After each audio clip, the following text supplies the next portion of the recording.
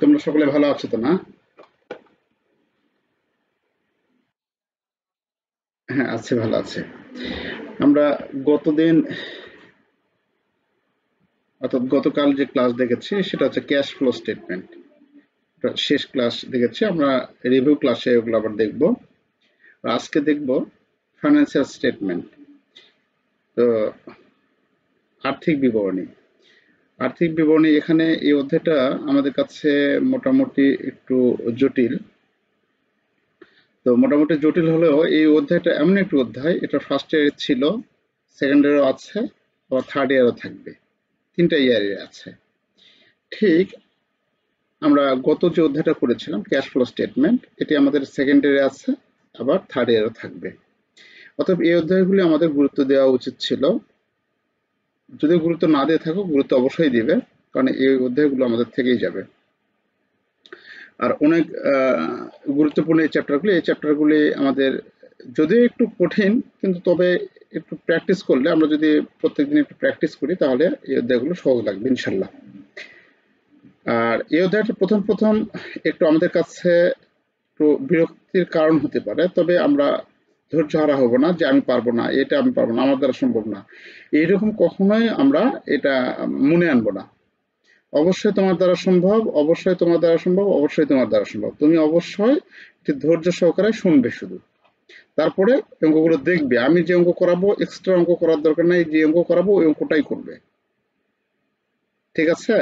তো তোমরা এইটুকু শুধু আমাকে এনশিওর করো যে স্যার আপনি যেটা দেখাবেন ওটাই আমরা করব। এটা দেখবে তো, অন্তত ধৈর্য সহকারে দেখবে, অঙ্কগুলো দেখবে। ওকে, তাহলে আমরা শুরু করি। ভয় পাওয়ার কারণে, যত অ্যাকাউন্টিং এর ভয় সব আমার উপর ছেড়ে দাও। আর তোমাদের ইনশাল্লাহ সাহসের অংশটুকু তোমাদের কাছেই থাকবে। তো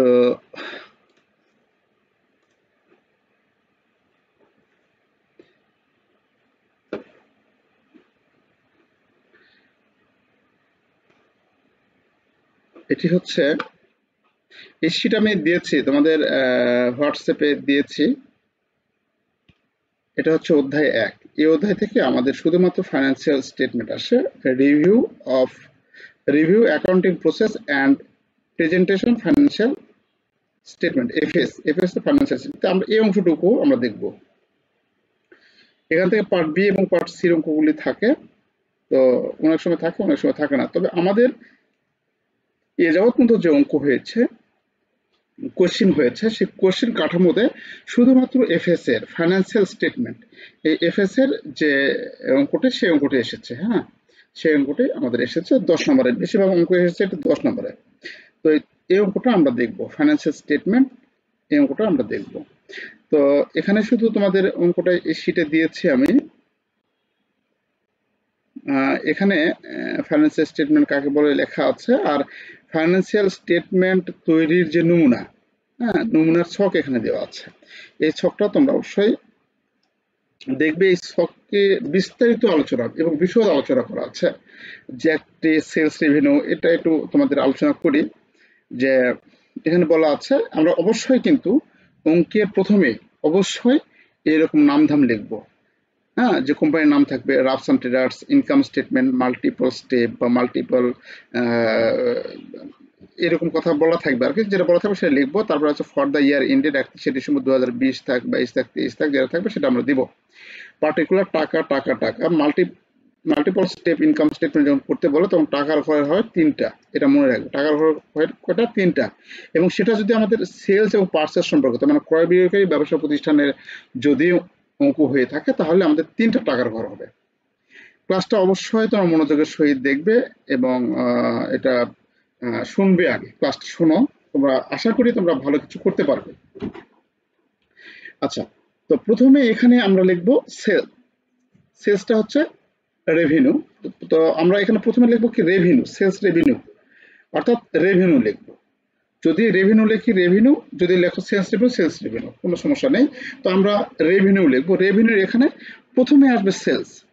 তো প্রথমে আসবে কি? সেলস। সেলস লিখবো।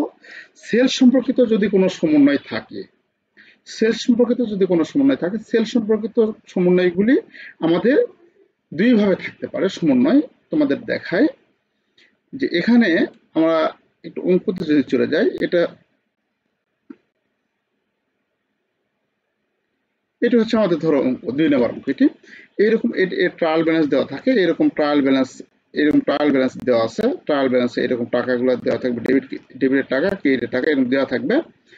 আর এই সমন্বয়গুলো আমাদের এখানে আদার ইনফরমেশন যেটা আছে, এখানে সমন্বয় কিছু দেওয়া থাকতে পারে।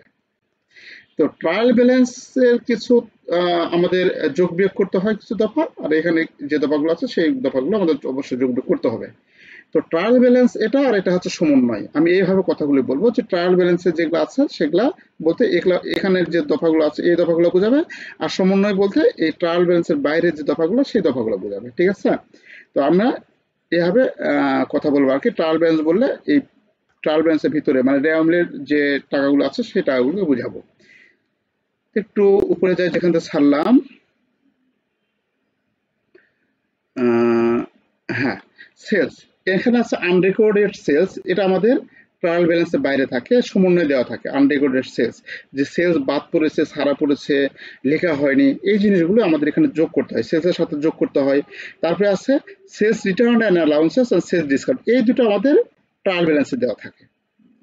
এই দুটো আমাদের কোথায় দেওয়া থাকবে? ট্রায়াল ব্যালেন্সে দেওয়া থাকবে। সেলস রিটার্ন অ্যান্ড অ্যালাউন্সেস এবং সেলস ডিসকাউন্ট, এই দুটো আমাদের কোথায় দেওয়া থাকবে? ট্রায়াল ব্যালেন্সে দেওয়া থাকবে। আর এটা আমাদের সমন্বয় দেওয়া থাকবে। এই তিনটেই সাধারণত থাকে এখানে। সেলস সম্পর্কিত যে আমাদের যোগ বিয়োগগুলো করতে হবে এখানে, এই তিনটি এখানে থাকবে, আনরেকর্ডেড সেলস অথবা সেলস রিটার্ন অ্যান্ড অ্যালাউন্সেস এবং সেলস ডিসকাউন্ট। ওকে,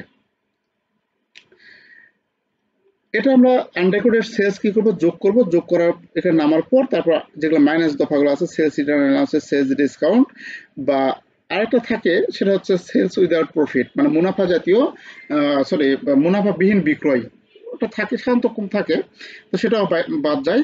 তো আমরা যেগুলো বাদ যায় সেগুলো সম্পূর্ণ লিখে যোগ করে এখানে লিখে বাদ দেবো। আমরা এখান থেকে এই দফা থেকে এটা বাদ দিয়ে এই পাশে লিখবো। এটার নাম হচ্ছে কি? Net sales. এটার নাম নেট সেলস। তাহলে নেট সেলস কি জিনিস? নেট সেলস হচ্ছে সেলস থেকে যাবতীয় সমন্বয়গুলি, যোগ বিয়োগগুলি করার পর যেটা থাকবে, যে পরিমাণ থাকবে সেটার নাম হচ্ছে কি? Net sales. এই সেলস থেকে আমরা কস্ট অফ গুডস সোল্ড বাদ দিব। কস্ট অফ গুডস সোল্ড কি জিনিস? বিক্রিত পণ্যের ব্যয়। সহজ কথায় যদি আমি তোমাদের বলি, একটি সাবান আমরা কিনেছিলাম 10 টাকা দিয়ে, একটি সাবান কিনেছিলাম, সেই সাবানটা আমরা বিক্রি করেছি 15 টাকা দিয়ে। তাহলে 15 টাকা, এটা হচ্ছে সেলস ভ্যালু, এটা হচ্ছে সেলস ভ্যালু। আর এই 10 টাকার নাম হচ্ছে cost of goods sold. Cost of goods sold মানে বিক্রিত পণ্যের ব্যয়, মানে যে পণ্যটা বিক্রি করছি সেটা ব্যয় ছিল কত? 10 টাকা। ঠিক আছে? তাহলে যে পণ্যটা বিক্রি করছি সেটা কিনা ছিল কত? 10 টাকা। এটা হচ্ছে আমাদের কাছে বিক্রিত পণ্যের ব্যয়। আচ্ছা, তাহলে এখানে বিক্রিত পণ্যের ব্যয়টা, আমরা এই সেলস ভ্যালু ধরো এটা, এখান থেকে আমরা কত টাকাতে কিনছিলাম, যে পণ্যটা বিক্রি করলাম, এখানে নেট সেল বাড়লো, সেটা কত টাকাতে কিনছিলাম বা ওর পিছনে কত টাকা খরচ হয়েছে সেটা আমরা এখন ক্যালকুলেশন করব। আচ্ছা, এখানে আমরা প্রথমে লিখি, প্রথমেই লিখবো প্রত্যেকটা অঙ্কে প্রথমেই এখানে হবে ওপেনিং স্টক, এবং সেটা হবে মাঝের ঘরে। ওপেনিং স্টকের সাথে আমরা কি করি? পার্সেস যোগ করি। ওপেনিং স্টকের সাথে পার্সেস যোগ করি। পার্সেস যোগ করে আমরা সবসময়ের জন্য হয় ওপেনিং স্টকের সাথে পার্সেস যোগ ক্লোজিং স্টক মাইনাস। এখানে হবে ওপেনিং, ওপেনিং এর সাথে যোগ পার্সেস, পার্সেস হচ্ছে যোগ, মাইনাস হচ্ছে ক্লোজিং। এটা হচ্ছে সূত্র। তো ওপেনিংটা আমরা লিখবো। আর এই পার্সেস সম্পর্কিত আমাদের কিছু সমন্বয় থাকে, এই জিনিসগুলো এখানে আমাদের দেখাতো। ওপেনিং এর সাথে পার্সেস যোগ করবো। এই পার্সেস যোগের সাথে আনরেকর্ডেড পার্সেস থাকে, যে সমন্বয়গুলো থাকে, purchase return and allowances, purchase discount, এটা আমার ট্রায়াল ব্যালেন্সে দেওয়া থাকে। তারপরে আছে এই দুটো যোগ বিয়োগ করার পর যেটা থাকবে সেটা হচ্ছে নেট পার্সেস। এর সঙ্গে আমরা কি করব? ট্রান্সপোর্টেশন মানে ভাড়া, আমরা যে মাল ক্রয় করে নিয়ে আসছি সেটার ভাড়া আমরা দিই, সেই ভাড়াটা আমরা যোগ করব। সেটা ওয়েজেস এবং ডিউটি বা ক্লিয়ারিং চার্জ থাকলে সেগুলো যোগ করব। অর্থাৎ এখানে প্রত্যক্ষ খরচগুলো যোগ করতে হয়। তোমাদের অবশ্যই এটা মনে রাখতে হবে, অবশ্যই মনে রাখতে হবে, পার্সেস থেকে পার্সেস রিটার্ন এবং পার্সেস অ্যালাউন্সেস আমরা বাদ দেব। আনরেকর্ডেড পার্সেস যদি থাকে, বাদ পড়েছে, ছাড়া পড়েছে, লেখা হয়নি, এই ধরনের পার্সেস যদি থাকে তাহলে আমরা সেটা কি করব? যোগ করব। আর আমরা যোগ করার পর পার্সেস সম্পর্কিত যেগুলো প্রত্যক্ষ খরচ কোনগুলো, আমরা মাল আনয়নের ভাড়া, freight in, transportation in, carriage in এর মধ্যে থাকে, অর্থাৎ আন্তঃ পরিবহন যেটাকে বলে আমরা, মানে মাল পরিবহনের খরচগুলো আমরা যোগ করব, এবং অসাধারণ ওয়েজেস এবং ডিউটি অ্যান্ড ক্লিয়ারিং চার্জ এই দুটো আমরা যোগ করবো। আমরা আমাদের এখানে থাকে কি কি থাকে, সচরাচর থাকে বেশিরভাগ ক্ষেত্রে ফ্রেট ইন ভাষাটা ব্যবহার হয়, আর ওয়েজেস ওয়েজেস এবং ফ্রেট ইন থাকলে প্রত্যক্ষ খরচ এটা সবসময় পার্সেলের সাথে যোগ হবে, এটা আমরা মাথায় রাখবো। আচ্ছা, তারপরে আছে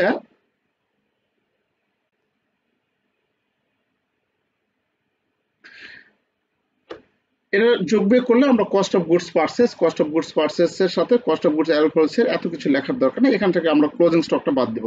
ক্লোজিং স্টকটা যেটা বাদ দিলে আমরা যেটা পাবো সেটার নাম হচ্ছে কস্ট অফ গুডস সোল্ড। এই কস্ট অফ গুডস সোল্ড হচ্ছে বিক্রিত পণ্যের ব্যয়। তাহলে আমাদের এখানে কিন্তু একটা বিষয় খেয়াল করো, এই যে কালো কালিতে লেখা ওপেনিং স্টক এবং ক্লোজিং স্টক, এটা কিন্তু কোনো সমন্বয় না, যে টাকাটা থাকবে সে টাকাই আমরা জাস্ট লিখি।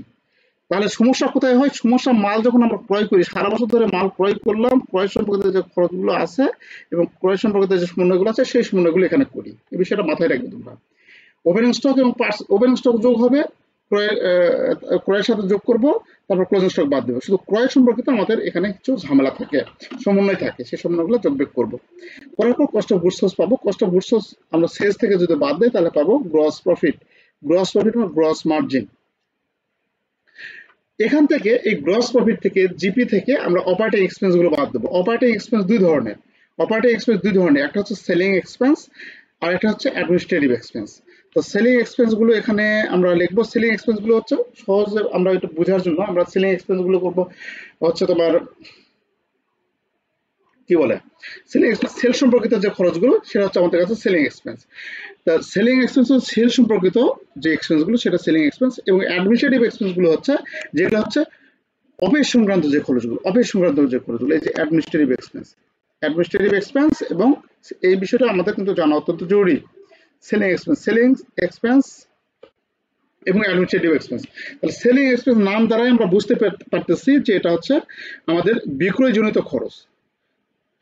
তাহলে বিক্রয়জনিত কি খরচ হতে পারে, এখানে দেওয়া আছে উদাহরণ। যে কোনো খরচ সমন্বয়ে যদি ডিউ থাকে তাহলে যোগ করতে হবে। ডিউ বলতে বকেয়া, যে কোনো খরচ যদি বকেয়া থাকে তাহলে যোগ করতে হয়, যদি প্রিপেইড থাকে তাহলে ম্যানেজ করতে হয়। বকেয়ার বিপরীত কি, অগ্রিম। বকেয়া থাকলে যোগ করবো, অগ্রিম থাকলে বিয়োগ করবো, এটা আমরা মাথায় রেখে দেবো আর কি, এটা কারণ থাকবেই, কারণ প্রত্যেকটা অঙ্ক থাকবেই এটা। তাহলে এখানে আছে কি কি খরচ, স্যালারিস আছে, অ্যাডভার্টাইজিং এক্সপেন্স বিজ্ঞাপন খরচ, বিক্রয়জনিত খরচ, আর ডিউ এবং প্রিপেইড আছে। এই জিনিসগুলো আমরা কিন্তু যোগ করবো, ডিউ গুলা যোগ করে প্রিপেইডটা ম্যানেজ করি, ঠিক আছে। এটা প্রত্যেকটা খরচের ক্ষেত্রে এই একই কথা, এটা আমরা পরে আলোচনা করবো। আমরা খরচগুলোর সাথে পরিচিত হই। স্যালারিস, অ্যাডভার্টাইজিং এক্সপেন্স, তারপরে আমাদের ব্যাড ডেটস এক্সপেন্স, এগুলো হচ্ছে আমাদের কাছে সেলিং এক্সপেন্স। তারপরে আছে ব্যাড ডেটস এক্সপেন্সের কিছু কথা আছে, এটা আমাকে করার সময় বলবে। এখন আমরা এটা জানবো যে নতুন নতুন যোগ পুরাতনটা বাদ, এরকম একটা কথা আমরা জানবো। আচ্ছা, তারপর আছে ফ্রেট ইন মানে ক্রয়ের ভাড়া, ফ্রেট ইন মানে মাল ক্রয়ের ভাড়া, ফ্রেট আউট মানে মাল বিক্রয়ের ভাড়া। মাল চলে গেছে আমাদের কারবার থেকে, প্রতিষ্ঠান থেকে মাল বিক্রয় করলে বাইরে চলে যায়, তাহলে এটা হচ্ছে ফ্রেট আউট। তাহলে ফ্রেট আউট মানে বিক্রয়ের ভাড়া, ফ্রেট ইন যখন থাকবে তখন ক্রয়ের ভাড়া, ফ্রেট ইন যখন থাকবে এবং আউটের জায়গায় যখন ইন থাকবে তখন কিন্তু এখানে আসবে, ক্রয়ের সাথে যোগ হবে, ঠিক আছে। এখানে ক্রয়ের সাথে যোগ হবে, যেটা বললাম আমি। আচ্ছা, তাহলে ফ্রেট আউট মানে হচ্ছে বিক্রয়ের ভাড়া এখানে আসবে। ডেলিভারি এক্সপেন্স মানে কি, মাল ডেলিভারি দিতে যে খরচগুলো হয়েছে সেগুলো আমাদের সেই এক্সপেন্সটা এখানে আসবে। Store supplies expense, rent expense, selling space মানে বিক্রয় সংক্রান্ত আমরা যেখানে লেনদেন সম্পন্ন করি সেই জায়গার ভাড়াটা হচ্ছে বিক্রয় সংক্রান্ত expense. Depreciation expense, store equipment, স্টোরে যে আমাদের ইকুইপমেন্ট গুলো আছে সেটা হচ্ছে আমাদের কাছে সেলিং এক্সপেন্স। যেমন আইসক্রিম যদি আমরা রিজার্ভে রাখতে চাই তাহলে আইসক্রিম আমরা কি করি, আমরা স্টোরে যে আইসক্রিম স্টোর করতে চাই তাহলে আইসক্রিমের জন্য আমাদের ফ্রিজের যে ডেপ্রিসিয়েশন, সেই ফ্রিজের ডেপ্রিসিয়েশনটা হবে স্টোর ইকুইপমেন্টের আমাদের সেলিং এক্সপেন্সের মধ্যে যাবে। আচ্ছা, তো depreciation expense, delivery expense, selling expense, marketing expense, এই জিনিসগুলো আমরা এখানে দেখবো, এই ধরনের খরচ। আর অ্যাডমিনিস্ট্রেটিভ গুলো সেলিং বাদে, সেলিং যেগুলো বুঝাবে না, মানে বিক্রয়জনিত যে খরচগুলো বুঝাবে না সেই খরচগুলো এখানে লিখবো। এখানে কি খরচ আছে, সেলস আছে, এর আগে আমি অবশ্যই তোমাদের বলেছি যদি ডিউ থাকে তাহলে যোগ করতে হবে, ডিউ মানে বকেয়া থাকলে যোগ করতে হবে, প্রিপেইড থাকলে মাইনাস করতে হবে, তাই না? এই যে প্রিপেইডটা মাইনাস হবে আর ডিউ যোগ হবে সবসময়ের জন্য। তাহলে এখানে যে খরচগুলো আছে সেই খরচগুলো হচ্ছে কি সরি এখানে সেল স্যালারিজ হবে না, এটা অফিস স্যালারিজ, সেলস ওখানে লিখেছি, এখানে হবে বাবা অফিস স্যালারিজ। অফিস স্যালারিজ মানে অফিসের বেতন, আমাদের অফিস স্টাফদের যে বেতনটা সেটা হচ্ছে আমাদের কাছে এখানে আসবে। সেলস স্যালারিজ হবে, সেলস স্যালারিজ এখানে লিখেছি, তো ওখান থেকে এখানে যখন নিয়ে আসছে তখন এটা চেঞ্জটা করেন, এই সেলস স্যালারিজটা ওখানে নিয়ে গিয়েছিলাম, তো এখানে অফিস স্যালারিজ হবে, ঠিক আছে? আচ্ছা, তারপরে আছে ইন্স্যুরেন্স এক্সপেন্স। আমাদের ইন্স্যুরেন্স এক্সপেন্স হচ্ছে আমাদের এটা অফিসিয়াল খরচ, অ্যাডমিনিস্ট্রেটিভ এক্সপেন্স, সাপ্লাইস এক্সপেন্স, আমাদের administrative expense, utility expense, repair expense, rent expense, office space. এই জায়গায় যে সেলিং স্পেস না, অফিস স্পেস যেটা থাকবে সেটা অ্যাডমিনিস্ট্রেটিভ এক্সপেন্স, অফিস সংক্রান্ত যে খরচগুলো সহজ কথায়। তারপর আছে tax expense, property tax expense, depreciation expense, office equipment, এগুলো সবগুলো যখন যোগ করবো টোটাল অ্যাডমিনিস্ট্রেটিভ এক্সপেন্স আমাদের পাবো আমরা। এই টোটাল অ্যাডমিনিস্ট্রেটিভ এক্সপেন্স এবং এই যে selling expense, total selling expense, এই দুটো যখন যোগ করে এবার পার করে দেবো, দিলে আমাদের টোটাল অপারেটিং এক্সপেন্স হবে। টোটাল অপারেটিং এক্সপেন্স আমাদের এই যে গ্রস প্রফিট বের করছিলাম, এই গ্রস প্রফিট থেকে আমরা বাদ দেবো, বাদ দিলে যেটা থাকবে নেট অপারেটিং ইনকাম। এখন আমাদের এই বিক্রয়জনিত খরচ এবং আমাদের অফিস সংক্রান্ত যে খরচগুলো আছে এই খরচগুলো আমরা বাদ দেওয়ার পর যেটা থাকবে সেটা হচ্ছে নেট অপারেটিং ইনকাম। এখন এই খরচ বাদ দেওয়ার পর আরো কিছু খরচ থাকে, সেই খরচ হচ্ছে কি নন অপারেটিং ইনকাম এবং নন অপারেটিং এক্সপেন্স, আরো কিছু আয় ব্যয়গুলো থাকে যেগুলোকে আমরা নন অপারেটিং বলি, ঠিক আছে? অপরিচালন আয় এবং ব্যয়। অপরিচালন ব্যয়ের মধ্যে আমাদের বেশিরভাগ ক্ষেত্রে থাকে, আয়গুলোর মধ্যে থাকে বেশিরভাগ ক্ষেত্রে থাকে ইন্টারেস্ট ইনকাম, রেন্ট ইনকাম, আমরা ভাড়া দিয়েছিলাম। অপরিচালন বলতে আমরা কি বুঝি? আসলে আমরা যখন কোনো ব্যবসা করব বা করি তখন সেই ব্যবসা করার ক্ষেত্রে কিন্তু অবশ্যই আমাদের দেখতে হবে, আমরা যখন ধরো আমরা একটা দোকান দিয়েছি, রড সিমেন্টের দোকান দিয়েছি, আমরা সেখান থেকে সিমেন্ট বিক্রি করব, আমরা আমাদের এই ব্যবসা সবাই মিলে আমরা রড সিমেন্টের দোকান দিয়েছি। এখন এই রড সিমেন্টের দোকান থেকে আমরা আমাদের উদ্দেশ্য হলো রড সিমেন্ট বিক্রি করে মুনাফা অর্জন করা, এটা হচ্ছে আমাদের উদ্দেশ্য, তাই না? কারণ এই উদ্দেশ্যের বাইরে যে ইনকাম গুলো হবে সেগুলো হচ্ছে আমাদের কাছে নন অপারেটিং ইনকাম। নন অপারেটিং ইনকাম কোনগুলো? তাহলে আমাদের বিজনেস পরিচালনার বাইরের যেটা ইনকাম গুলো হবে সেগুলো হচ্ছে নন অপারেটিং ইনকাম। এখন আমরা দেখতেছি এটা এত বড় আমরা গুদাম ঘর ভাড়া নিয়েছি, অফিস ভাড়া নিয়েছি, এই অফিসের ভাড়ার দরকার নাই, এখানে সিঁড়ি আছে, এইদিকে জায়গা একটু ফাঁকা আছে। এখন এই সিঁড়ির নিচে স্পেস আমাদের কাজে লাগে না, এটা কি করছে পান বিড়ি সিগারেটের জন্য একজনকে ভাড়া দিয়েছি আমরা, ও ভাড়া নিয়েছে, এখান থেকে আমরা প্রতি মাসে মাসে পাই কত ৩,০০০ টাকা। তাহলে এই ৩,০০০ টাকা তো আমাদের আয় হচ্ছে, বাট এটি আমাদের পরিচালনায় না, আমাদের কিন্তু এই ৩,০০০ এটা কি রড সিমেন্ট বিক্রি করে আয় করছি না, এটা আমরা ভাড়া দিয়েছি সেখান থেকে পাচ্ছি। তাহলে এই ভাড়াটা হচ্ছে আমাদের কাছে রেন্ট ইনকাম, এটা হচ্ছে নন অপারেটিং ইনকাম। আশা করি তোমরা বুঝতে পেরেছো। তাহলে নন অপারেটিং ইনকাম কোনগুলো? যে ব্যবসা পরিচালনার বাইরে যে ইনকাম গুলো হয়ে থাকে সেটা হচ্ছে নন অপারেটিং ইনকাম। তো interest income, rent income, commission revenue, dividend income এবং gain on sale of asset. আমাদের কাছে পুরাতন কোনো সম্পত্তি আছে, পুরাতন কোনো সম্পদ আছে, পুরাতন কোনো ফ্রিজ আছে, সেই ফ্রিজটা আমরা কি করেছি বিক্রি করে আমরা সেখান থেকে দেখা যাচ্ছে লাভ হয়েছে আমাদের। দেখা যাচ্ছে ফ্রিজটা যদি আমরা বিক্রি করি ৫,০০০ টাকা, যদি ফ্রিজটা বিক্রি করি তাহলে আমাদের দেখা যাচ্ছে ৫০০ টাকা লাভ হবে। তাহলে এই ৫০০ টাকা আমরা ৫,০০০ টাকা বিক্রি করি, ৫০০ টাকা লাভ করছি, এই লাভটা হচ্ছে gain on sale of asset, এটার উদাহরণ। তো আমরা পুরাতন কোনো সম্পত্তি বিক্রি করে যে উপার্জনটা করবো সেটা হচ্ছে আমাদের কাছে gain on sale of asset, এটা হচ্ছে আমাদের নন অপারেটিং ইনকাম। আর এক্সপেন্সেস দিকে থাকে আমাদের শুধুমাত্র ইন্টারেস্ট এক্সপেন্স কথাটাই থাকে বেশিরভাগ ক্ষেত্রে, interest expense, loss on sale of asset, তো এটাই থাকে আমাদের ইন্টারেস্ট এক্সপেন্স, এটাই আমাদের বেশিরভাগ ক্ষেত্রে থাকে। এগুলো আমরা যোগ বিয়োগ করলে আমরা নেট ইনকাম পাবো। যোগ বিয়োগ করলে এই নন অপারেটিং ইনকাম গুলো কি করবো, যোগ করবো অপারেটিং ইনকামের সাথে, এক্সপেন্সটা কি করবো এটা আমরা বাদ দিলে আমরা নেট ইনকাম পাবো। এই নেট ইনকামে হচ্ছে আমাদের বের করতে হবে ইনকাম স্টেটমেন্টে। এই নেট ইনকামটা করার পর আমরা ওনার ইকুইটি স্টেটমেন্ট করবো। ওনার ইকুইটি স্টেটমেন্ট মালিকানা সত্ত্ব বিবরণী, মালিকানা সত্ত্ব বিবরণী আরেকটা স্টেটমেন্ট, এরকম কোম্পানির নাম লিখবো, শুধু এখানে আগে ছিল ইনকাম স্টেটমেন্ট, এখন লিখবো কি ওনার ইকুইটি স্টেটমেন্ট, এই কথা লিখবো। ফর দ্য ইয়ার এন্ডেড এই একই কথাই লিখবো। টাকার ঘরে এখানে হবে 2টা, ঠিক আছে? আমাদের ক্যাপিটাল মানে বছর শেষে ক্যাপিটাল কত থাকবে সেটা আমাদের এখানে করব। তো ক্যাপিটাল আমাদের ওপেনিং এর যে ক্যাপিটাল আছে সেই ক্যাপিটাল লিখবো, এর সঙ্গে অ্যাডিশনাল ক্যাপিটাল মানে যদি অতিরিক্ত ক্যাপিটাল নিয়ে আসে সেটা যোগ করব, ইন্টারেস্ট অন ক্যাপিটাল, ক্যাপিটালের যদি ইন্টারেস্ট থাকে তাহলে সেটা যোগ করব। তারপর আছে নেট ইনকাম, নেট ইনকাম যেটা বের করলাম আমরা, এই যে এখানে যে নেট ইনকামটা বের করলাম, এই নেট ইনকামটা এখানে আমরা লিখবো। ঠিক আছে, এই নেট ইনকামটা এখানে আমরা নিয়ে আসবো, নিয়ে আসে সবগুলো আমরা যোগ করবো, এই সবগুলো যোগ করে এখানে লিখবো। এখান থেকে আমরা বাদ দেবো কি কি, ড্রয়িং বাদ দেবো, ইন্টারেস্ট অন ড্রয়িং বাদ দেবো, যদি লস হয়ে থাকে নেট ইনকাম না হয়, যদি লস হয়ে থাকে লসটা আমরা এখানে লিখে বাদ দেবো। দিলে আমরা কি করবো, এই দুইটা তখন আবার আমরা এখান থেকে এটা বাদ দেবো, বাদ দিলে আমাদের যেটা থাকবে সেটা হচ্ছে ক্লোজিং স্টক। তাহলে সবগুলো যোগ করে বাদ দেবো আমরা, বাদ দিলে যেটা থাকবে সেটা হচ্ছে ক্লোজিং স্টক না, ক্লোজিং ক্যাপিটাল আর কি, বা ক্লোজিং ওনার ইকুইটি, সরি ক্লোজিং ওনার ইকুইটি বলবো বা ক্লোজিং ক্যাপিটাল বলবো, যেটা বলি না কেন। তাহলে ক্লোজিং বা এন্ডিং 31/12 এত ক্যাপিটাল আমাদের। হ্যাঁ, তো এইভাবে এটা আমাদের ওনার ইকুইটি স্টেটমেন্ট তৈরি করবো। এরপর করবো ব্যালেন্স শিট, এরপর করবো ব্যালেন্স শিট। ব্যালেন্স শিটে অ্যাসেট আমরা কি জানি, A equal to L plus A equal to L plus ওই, এটা হচ্ছে আমাদের কাছে হিসাব সমীকরণ। তো হিসাব সমীকরণ যদি এটা আমাদের হয়ে থাকে তাহলে আমরা দেখব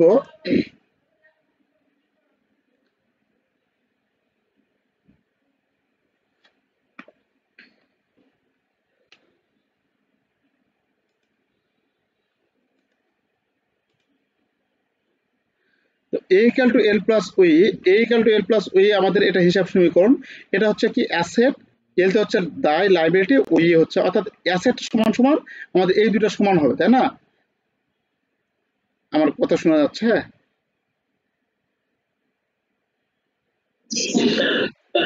জি জি, থ্যাংক ইউ থ্যাংক ইউ।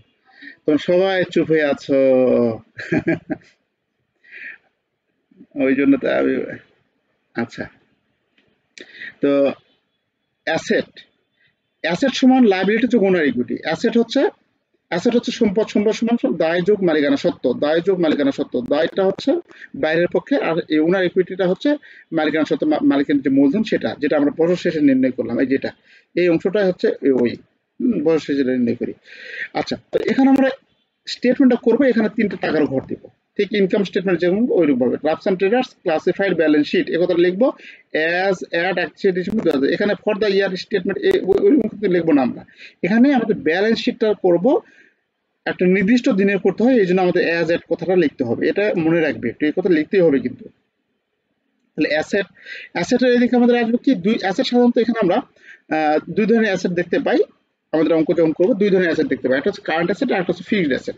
তো এখানে আমি সবগুলো অ্যাসেটের নামই দিয়ে দিয়েছি, মানে যা থাকে আর কি। তো এখানে আমরা দেখতেছি কারেন্ট অ্যাসেট আছে, কারেন্ট অ্যাসেট, কারেন্ট অ্যাসেটের মধ্যে আছে এই কারেন্ট অ্যাসেটগুলো কিন্তু মুখস্থ করবে, আমি কিন্তু এর আগে দিয়েছিলাম কারেন্ট অ্যাসেটের যে লিস্টটা সেটা আছে দিয়েছিলাম, এই কয়টি অবশ্যই মুখস্থ করবে, অবশ্যই মুখস্থ করবে, অবশ্যই অবশ্যই অবশ্যই, কারণ এই কটাই থাকবে পরীক্ষায় বা এই কটাই অঙ্কতে থাকবে। হ্যাঁ, তবে cash, bank, account receivable, closing stock, supplies, prepaid, insurance, তারপরে এই সবগুলো যোগ করে আমরা টোটাল কারেন্ট অ্যাসেট আমরা লিখবো। লং টার্ম ইনভেস্টমেন্ট এটা আলাদা হেডিং করব, ইনভেস্টমেন্ট যদি থেকে থাকে লং টার্ম ইনভেস্টমেন্ট আলাদা হেডিং করব। Investment in stock of x company, x কোম্পানির স্টকে যদি আমরা কোনো ইনভেস্ট করে থাকি, শেয়ারে যদি কোনো ইনভেস্ট করে থাকি তাহলে আমরা সেটা এখানে লিখবো। ঠিক আছে, আচ্ছা, তারপরে আছে ফিক্সড অ্যাসেট, তার মধ্যে মূলত থাকবে কারেন্ট অ্যাসেট আর এই ফিক্সড অ্যাসেটটাই থাকে বরাবর। ফিক্সড অ্যাসেট তো আমরা জানি কি কি, land and building, furniture, equipment, এই জিনিসগুলো ফিক্সড অ্যাসেট, তাই না? এই ফিক্সড অ্যাসেটগুলো আমরা অ্যাকুমুলেটেড ডিপ্রিসিয়েশন বাদ দেবো, ফিক্সড অ্যাসেট থেকে অ্যাকুমুলেটেড ডিপ্রিসিয়েশন বাদ দেবো, ফার্নিচার অ্যাকুমুলেটেড ডিপ্রিসিয়েশন বাদ দেবো, এরকম বাদ দিতে হবে। হ্যাঁ, দিয়ে টোটাল ফিক্সড অ্যাসেট আমরা যোগ করবো, এখানে যোগ করে পার করে দেবো। তারপরে আছে কি ইনটেনজিবল অ্যাসেট, এটার ব্যবহার খুব কম হয়, এটার ব্যবহার আমাদের খুব কম হয়। ইনটেনজিবল অ্যাসেট, ইনটেনজিবল অ্যাসেট মানে অস্পর্শনীয় অস্পর্শনীয় অ্যাসেট, সম্পদ। তো অস্পর্শনীয় সম্পদগুলোর মধ্যে আছে প্যাটেন্ট, গুডউইল, ট্রেডমার্ক, এগুলো যদি থাকে তাহলে আমরা লিখবো। আচ্ছা, তারপরে থাকে কি প্রিলিমিনারি এক্সপেন্স, প্রিলিমিনারি এক্সপেন্স ভুয়া সম্পদ, আমরা এটা থাকলে আমরা যোগ করে এখানে লিখবো, লিখে টোটাল অ্যাসেট আমরা করব। আমরা কি করবো, টোটাল অ্যাসেট করব, অ্যাসেট করার পর টোটাল অ্যাসেট আমরা যোগ করব, করার পর আমরা এই সেট এখন দেখব লাইবিলিটি এবং ওনার ইকুইটি। এই অ্যাসেট সমান যেটা বাড়াবে টোটাল অ্যাসেট, এখন এই দুটো সমান এটা হতে হবে। লাইবিলিটি, লাইবিলিটি দুই ধরনের, কারেন্ট লাইবিলিটি এবং লং টার্ম লাইবিলিটি। এই কারেন্ট লাইবিলিটি এবং হচ্ছে long term liability. Current liability কি ধরো, এই চারটি আমাদের অবশ্যই মুখস্থ করতে হবে। Note payable due in next year, যে পরবর্তী বছরে আমাদের নোট পেয়েবল যে অংশটুকু যে পোর্শনটুকু আমরা পরিশোধ করব সেটাকে নোট পেয়েবল বলে। তারপর অ্যাকাউন্টস পেয়েবল আছে, অ্যাকাউন্টস পেয়েবল প্রথমে আসবে, তারপরে আছে নোটস পেয়েবল, তারপর আছে আনআর্নড রেভিনিউ, স্যালারিজ পেয়েবল, প্রদেয় যে খরচগুলো আসবে, যত প্রদেয় খরচ যত পেয়েবল আছে সব পেয়েবল এখানে আসবে, ইন্টারেস্ট পেয়েবল এবং খরচের যে পেয়েবল গুলো আছে এখানে লিখবো। এটা টোটাল কারেন্ট লাইবিলিটি বের করবো আমরা। তারপর আছে long term liability, long term লাইবিলিটির মধ্যে আছে নোটস পেয়েবল, এখানে notes payable note due in next year, যেটা পরবর্তী বছর প্রদান করা হবে না, যে অংশটুকু পরবর্তী বছর প্রদান করব সেটা হচ্ছে কোথায় আসবে, সেটা যে এখানে আসবে, এই যে note due in next year, যেটা পরবর্তী বছর প্রদান করবো সেটা হচ্ছে কারেন্ট লাইবিলিটিতে আসবে, যেটা পরবর্তী বছর প্রদান করব না সেটা হচ্ছে আমাদের লং টার্ম লাইবিলিটিতে আসবে। হ্যাঁ, আচ্ছা, তারপর আছে mortgage loan, debenture, bond payable, এগুলো হচ্ছে আমাদের কাছে লং টার্ম লাইবিলিটিস। তাহলে এই লং টার্ম লাইবিলিটিস আমরা সবগুলো টোটাল যোগ করবো, করে আমরা এই পাশে পার করে দেবো না, এই পাশে দুটা মানে কারেন্ট লাইবিলিটিস এবং হচ্ছে লং টার্ম লাইবিলিটি যোগ করে এই পাশে লিখবো।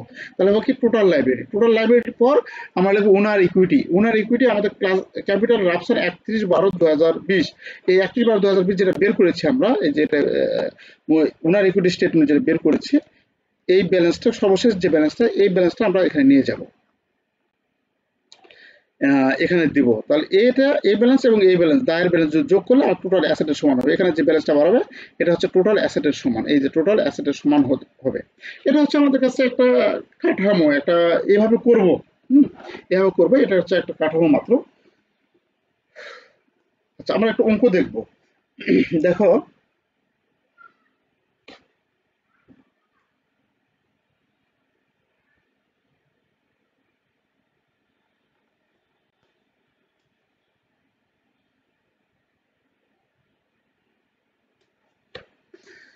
আচ্ছা আমরা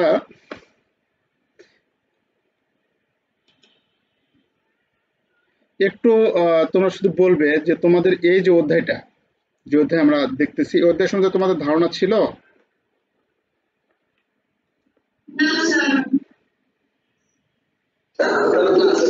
হালকা পাতলা আছে, আচ্ছা, হালকা ছিল, হালকা। তারপরে সাজ্জাদ, আমাদের যে স্যার নবম মধ্যে করেছেন ওইটা আর হলো সপ্তম মধ্যে, এই দুইটা সমন্বয় এটা প্রায় সেম সেম কিছু।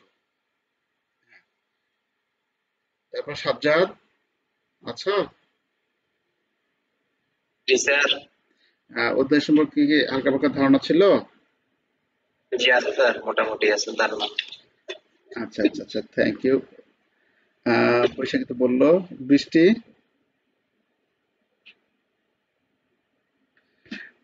আচ্ছা। তো আমি মনে করছি তোমাদের হচ্ছে বা খুব অ্যাডভান্স আছে, মানে পরিচিত আছে, বাট ওইরকম অ্যাডভান্স লেভেলের হয়তো বা আমাদের নাই, ওইরকম ধারণা নাই। তবে আমরা একটু একটু করে এটা আমরা আগাবো, খুব মানে যদিও সময় নেই, তারপর বলছি এটা নিয়ে আমরা হতাশ হব না, ঠিক আছে? তোমাদের কাছে ইজি ওয়েতে, যত ইজি ওয়েতে করা যায় এই অঙ্কগুলি, এই অঙ্কগুলি যত ইজি ওয়েতে করা যায় সে ইজি ওয়েতে আমি কিন্তু এখানে দেখাবো। তোমরা শুধু একটু মনোযোগ সহকারে দেখবে, ধৈর্য হারা হবে না, ঠিক আছে? আচ্ছা, আমরা এখন অঙ্ক দেখব। তো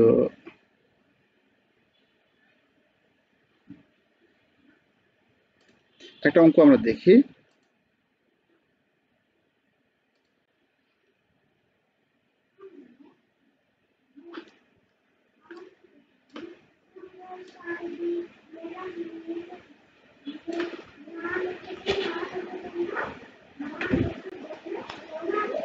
আচ্ছা, এখানে 1 নম্বর একটা অঙ্ক আছে, দেখো এটা বেশি ছোট হয়ে যাচ্ছে না নাকি?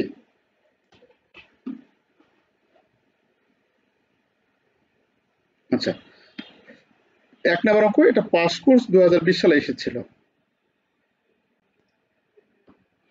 তো 20 সালের এই অঙ্কটা আমরা দেখব, ঠিক আছে?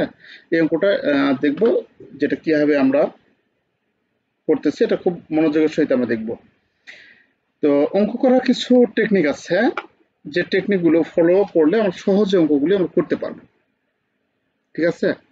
এটা তোমার হয়তো ততটা শ্রেণীবিন্যস্ত না হলেও তোমার অঙ্ক হয়ে যাবে, রেজাল্ট হয়ে যাবে। আমরা সহজ কথায় যদি বলি, একটা হচ্ছে কি আমাদের কাছে যেটা করতে হয়, সাধারণত আমাদের যেটা করতে হয় আয় বিবরণী, মানে ইনকাম স্টেটমেন্ট। ইনকাম স্টেটমেন্ট মানে হচ্ছে আয় বিবরণী। আরেকটা কি করতে হয়, ব্যালেন্স শিট। আরেকটা করতে হয় কি, ব্যালেন্স শিট।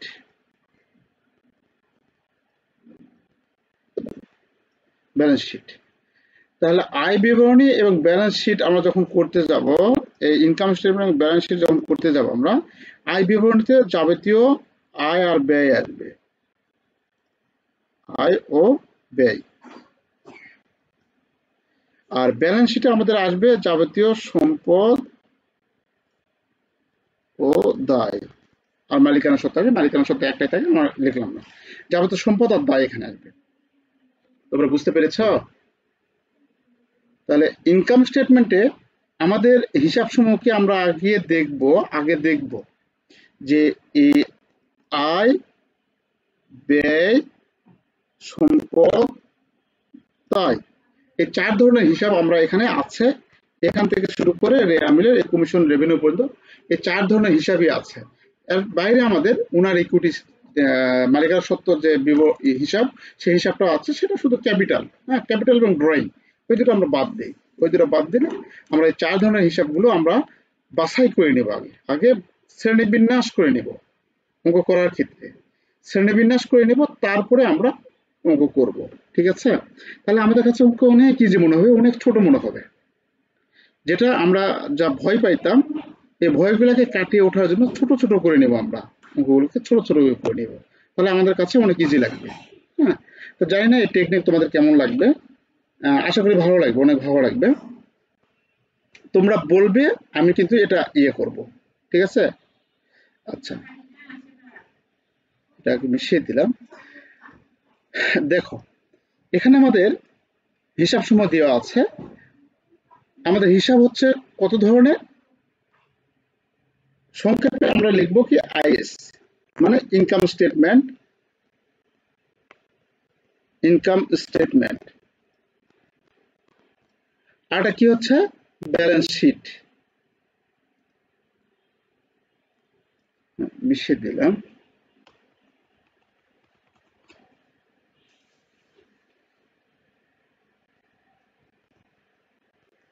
ইনকাম স্টেটমেন্ট, তারপর আরেকটা হচ্ছে কি ব্যালেন্স শিট। তোমরা রেডি থাকো, তোমরা বলবে, আমি কিন্তু লিখবো। ঠিক আছে? তো ইনকাম স্টেটমেন্টে আমাদের কি কি আসবে, আয় ও ব্যয়। আর এখানে কি কি আসবে, দায় ও সম্পদ, দায়, সম্পদ ও দায়।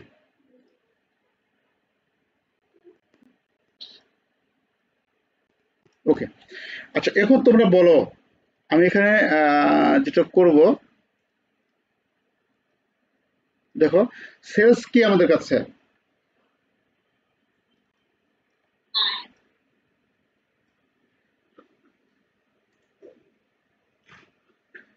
সেলস আমাদের কাছে কি, আয়, তাই না, রেভিনিউ। এটা আমাদের আয়। আয় কে বললো বৃষ্টি? Thank you. সেলস হচ্ছে আমাদের কাছে রেভিনিউ বা আয়। আয় হলো কোথায় যাবে, ইনকাম স্টেটমেন্টে। ইনকাম স্টেটমেন্টে হলো এইদিকে একটা এরকম দাগ দেবো, কোশ্চিনের উপর দাগা তো নিষেধ। একজন টিচার হিসেবে এটা আমি তোমাদের বলতে পারি না, তবে নিজের সুবিধার জন্য তোমরা একটু এরকম হালকাভাবে একটু টোকা মারবা। মানে ইনকাম স্টেটমেন্টে এইদিকে টোকা মারবা, আর ব্যালেন্স শিটে যেটা যাবে, মানে ব্যালেন্স শিটে যেটা যাবে সেটা এইদিকে টোকা মারবা। ঠিক আছে? তো এটা হচ্ছে ইনকাম। আমি অঙ্ক পুরোটা করলাম না, শুধু এই হিসাবগুলো, এই টেকনিকটা দেখাচ্ছি। সেলস হচ্ছে আয়, ইনকাম স্টেটমেন্ট এইদিকে দিবা। তার সেলস রিটার্ন, ক্রয় এবং বিক্রয় সম্পর্কিত যাবতীয় গুলো আমাদের, এবং ব্যয় সম্পর্কিত যাবতীয় গুলো আমরা ইনকাম স্টেটমেন্টে যাবে এইদিকে ডাক দেবো। সেলস রিটার্ন কি, এইদিকে যাবে, তাহলে এখানে আমরা ডাক দিলাম। পার্সেস কি, পার্সেস হচ্ছে ব্যয়, তাই না? পার্সেস হচ্ছে কি, ব্যয়। সেলস হচ্ছে যদি আয় হয়, পার্সেস হচ্ছে ব্যয়। ব্যয় হলে আমরা কোন দিকে লিখবো, এইদিকে ইনকাম স্টেটমেন্টে যাবে। ক্যারিজ ইনওয়ার্ড মানে কি, ক্যারিজ ইনওয়ার্ড মানে কি,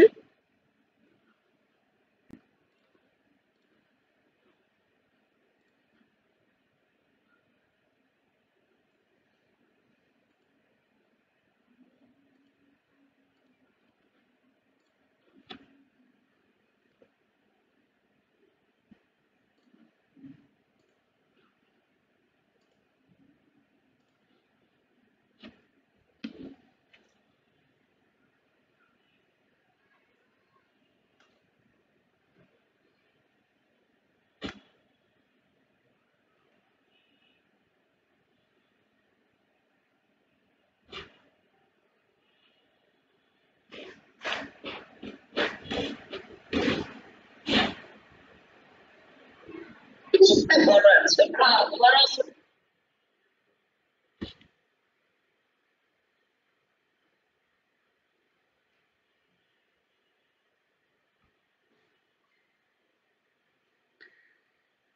আচ্ছা,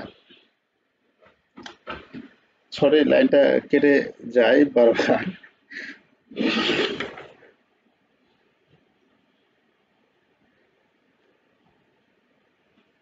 আচ্ছা,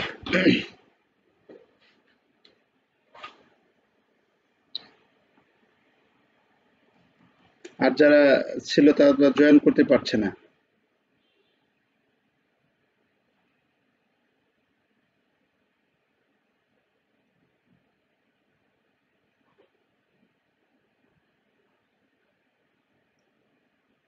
হুম, মোটামুটি সবাই জয়েন করেছে, 9 জন, 9 জন জয়েন করেছে। আচ্ছা, তো লাইনটা কেটে গেল, এই জন্য দুঃখিত। আমরা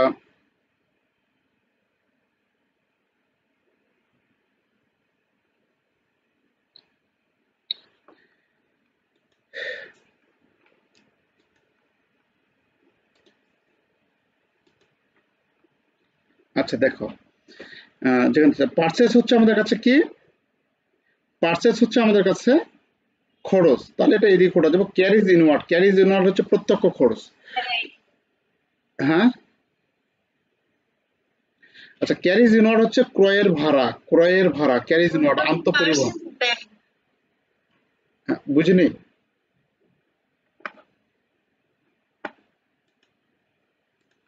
Recording in progress. বুঝিনি কি বললে?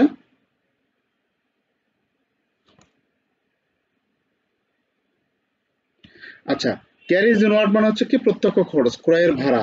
আচ্ছা, তারপরে আছে স্টক অন জানুয়ারি 1, জানুয়ারি 1-এর যে স্টক, এটা হচ্ছে আমাদের কাছে খরচ। ঠিক আছে, যদি আমাদের অঙ্কের মধ্যে পার্চেস থাকে, অঙ্কের মধ্যে মানে এই ট্রায়াল ব্যালেন্সে, এই যে ট্রায়াল ব্যালেন্সে পার্চেস আছে, এরকম পার্চেস থাকলে তাহলে এখানে যে স্টক থাকবে, অনেক সময় জানুয়ারি 1 এরকম কথা বলা থাকে না, স্টক শুধু লেখা থাকে, তখন বুঝবো যে স্টকটা হচ্ছে ওপেনিং। আর যদি পার্চেস না থাকে, কস্ট অফ গুডস থাকে, তাহলে বুঝবো যে এই স্টক হচ্ছে আমাদের কাছে ক্লোজিং। তো এই অঙ্কে আমাদের পার্চেস আছে, তাহলে আমরা এটা ধরে নিচ্ছি এটা হচ্ছে ওপেনিং। ওপেনিং স্টকটা হচ্ছে আমাদের কাছে খরচ সরকারের জন্য, এখানে এই পাশে দেবো। ওয়েজেস হচ্ছে এক্সপেন্স, এক্সপেন্স হলো কোথায় যাবে, ইনকাম স্টেটমেন্টে যাবে। তার হচ্ছে অ্যাডমিনিস্ট্রেটিভ এক্সপেন্স, এটা এক্সপেন্স লেখা আছে এখানে, ইনকাম স্টেটমেন্টে যাবে। ইন্স্যুরেন্স প্রিমিয়াম, মানে ইন্স্যুরেন্স এক্সপেন্স লিখে দেয়নি, একটু চালাই করেছে যাতে তুমি ভুল করো। ইন্স্যুরেন্স প্রিমিয়াম মানে এটা হচ্ছে আমাদের কাছে খরচ। ঠিক আছে, এটাও কোথায় যাবে, ইনকাম স্টেটমেন্টে যাবে। সেলিং এক্সপেন্স, এটাও ইনকাম স্টেটমেন্টে যাবে। পার্চেস রিটার্ন, পার্চেস এবং সেলস সম্পর্কিত যে দফাগুলো সবই কোথায় যাবে, এই ইনকাম স্টেটমেন্টে যাবে। তাহলে আমরা এই ইনকাম স্টেটমেন্টে যাবে, এই পাশে দেখলাম। তারপর আছে ড্রয়িং, ড্রয়িং কোথায় যাবে, আমাদের ব্যালেন্স শিটে যাবে। মানে আয় ব্যয় বাদে যে দফাগুলো আছে সেটা ব্যালেন্স শিটে যাবে। তো আমরা এই পাশে যে দফাগুলো থাকে সেই দফাগুলো একটু আমরা চিহ্নিত করি। তো আমাদের স্যার ব্যালেন্স শিটে কি ওনার্স ইকুইটি স্টেটমেন্ট এটাও কি করে দেখাইতে হবে? যদি চাই করে দেখাবো, মানে এই অঙ্কে চাইছে কিনা নাকি সেটা আমরা দেখাবো। এই অঙ্কে চাইনি, এই অঙ্কে এ বলছে যে ইনকাম স্টেটমেন্ট করে দেখাও, আর কি বলছে ক্লাসিফাইড ব্যালেন্স শিট করে দেখাও। ঠিক আছে, যে অঙ্কে বলবে সেই অঙ্কে করে দেখাবো আমরা। বুঝতে পেরেছো? জি স্যার। ওকে, আচ্ছা, তাহলে এ পাশে আছে ড্রয়িং, ড্রয়িংটা আমাদের যাবে ব্যালেন্স শিটে যাবে, ক্যাপিটাল যাবে ব্যালেন্স শিটে। তারপর আছে প্রিমিসেস, এটা সম্পদ, এটা ব্যালেন্স শিটে যাবে। ইকুইপমেন্ট সম্পদ ব্যালেন্স শিটে যাবে। অ্যাকাউন্ট রিসিভেবল চলতি সম্পদ ব্যালেন্স শিটে যাবে। অ্যাকাউন্ট পেয়েবল চলতি দায় ব্যালেন্স শিটে যাবে। ক্যাশ আমাদের চলতি সম্পদ ব্যালেন্স শিটে যাবে। কমিশন রেভিনিউ, কমিশন রেভিনিউ হচ্ছে আমাদের কাছে কি আয়, এটা হচ্ছে আমাদের আয়টা কোথায় যাবে, আয়টা আমাদের ব্যালেন্স শিটে যাবে না, ইনকাম স্টেটমেন্টে যাবে। নন অপারেটিং, হ্যাঁ, নন অপারেটিং ইনকাম হিসেবে যাবে। তাহলে আমরা কিন্তু অঙ্ককে আমরা একটু শ্রেণীবদ্ধ করে ফেলাইলাম। যে খেয়াল করো তোমরা যে আমরা অঙ্ক, এই যে সেলস থেকে এই দফাগুলো, এই দফা এবং এই লাস্টের এই দফা কমিশন রেভিনিউ, এই কটা কোথায় যাবে, এই কটা যাবে হচ্ছে ইনকাম স্টেটমেন্টে। আর আমাদের এই যে লাল যেটা চিহ্ন দিয়েছি, মানে যে চিহ্নটা এই সাইডে দিয়েছে লালগুলো, এই ড্রয়িং থেকে আমাদের এই ক্যাশ পর্যন্ত, এটা যাবে কোথায় যাবে, এরা যাবে আমাদের ব্যালেন্স শিটে যাবে। তাহলে আমরা দুইটা পার্ট করে ফেলাইলাম। বুঝতে পেরেছ? আমাদের কাছে ইজি হয়ে গেল। তাহলে আমরা অঙ্কটাকে কোশ্চেনটাকে দুইটা ভাগে ভাগ করলাম, এখানে একটা ইনকাম স্টেটমেন্ট আর একটা ব্যালেন্স শিটের দুইটা ভাবে আমরা ভাগ করলাম এই হিসাবগুলোকে। আমার কথা কি বুঝতে পেরেছো তোমরা? জি স্যার। Thank you. আচ্ছা, যেভাবে আস্তে জি স্যার বলতেছো, খাওয়া দাওয়াই করোনি তোমরা? আচ্ছা, এই হিসাবগুলো আমাদের টোটাল করে দেওয়া আছে, ডেবিট এবং ক্রেডিটের টাকাগুলো, এই টাকাগুলো আমাদের দেওয়া আছে এখানে। ডেবিট ক্রেডিট যে টাকাগুলো, সে টাকাগুলো আমাদের এখানে দেওয়া আছে। ডেবিটের টাকা টোটাল টাকা দেওয়া আছে, টোটাল টাকা দেওয়া আছে। ওকে, তো 3,40,000, 3,40,000।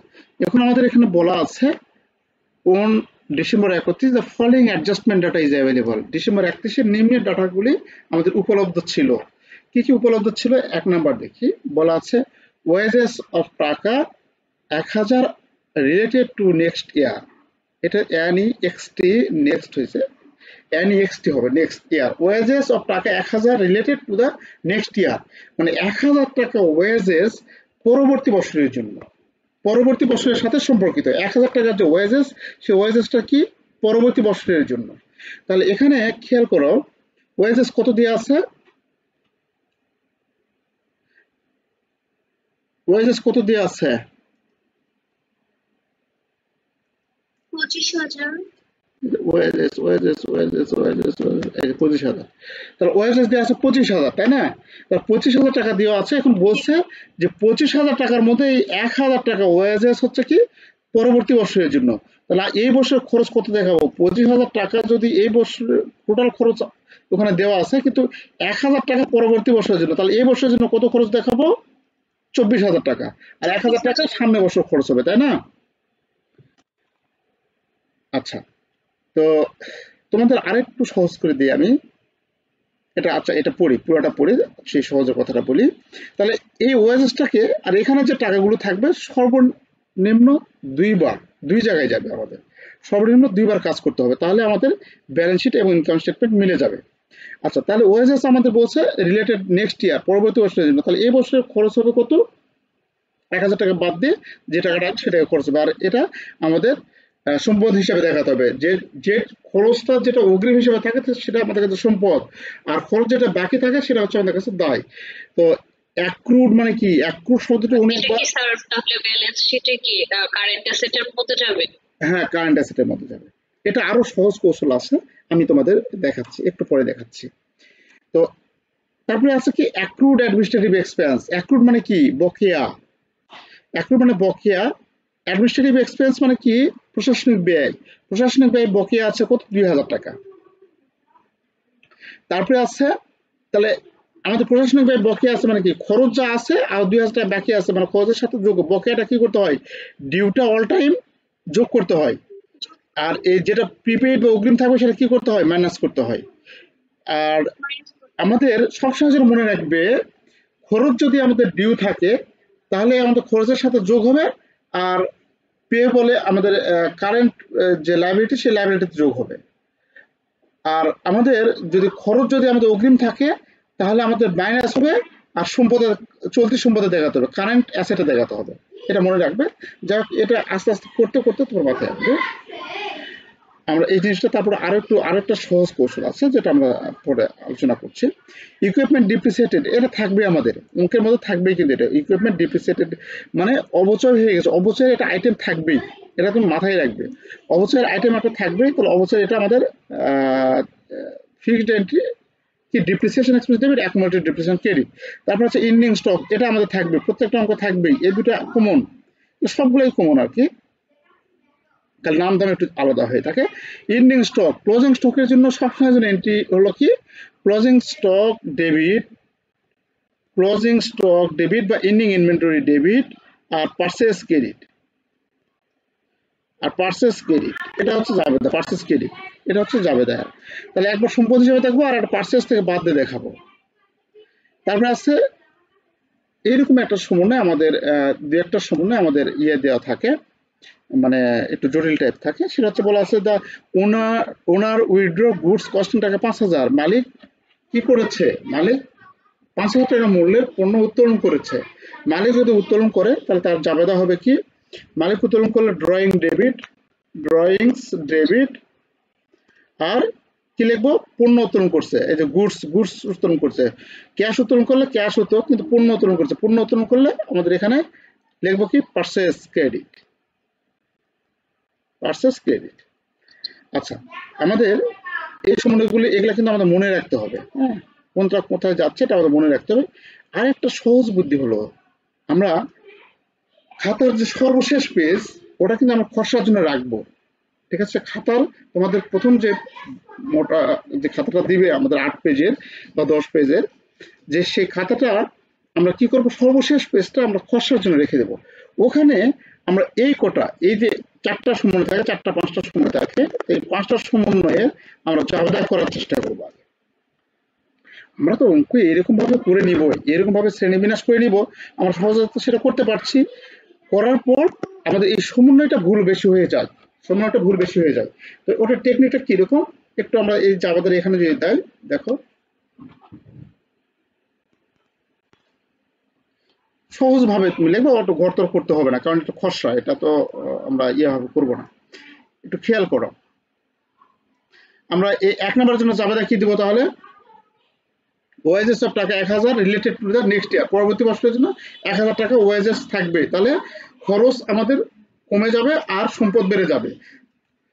তাহলে 1 নম্বরের জন্য জাবেদা হচ্ছে প্রিপেইড ওয়েজেস ডেবিট আর wages expense credit. Wages expense credit কত টাকা, এটা হচ্ছে 1000 টাকা, এটা হচ্ছে 1000 টাকা। এখন তোমার মনে হতে পারে স্যার জাবেদা করতে বলে কেন, জাবেদা করে আমরা এই জিনিসটা করবো, কনফার্ম করবো আরো, হ্যাঁ, কারণ এই সমন্বয়গুলো আমাদের ভুল যায়, কোথায় টাকাটা গেছে আমরা খুঁজে পাই না, ঠিক আছে? আচ্ছা, তারপরে আছে কি অ্যাক্রুড অ্যাডমিনিস্ট্রেটিভ এক্সপেন্স 2000 টাকা, মানে খরচ আমাদের বাকি আছে, খরচ বাকি আছে কত, 2000 টাকা। তাহলে খরচ যদি বাকি থাকে 2000 টাকা, তাহলে এখানে আমরা হ্যাঁ, তাহলে 2000 টাকা যদি খরচ বাকি থাকে তাহলে কি লিখবো, administrative expense debit, administrative expense debit আর অ্যাডমিনিস্ট্রেটিভ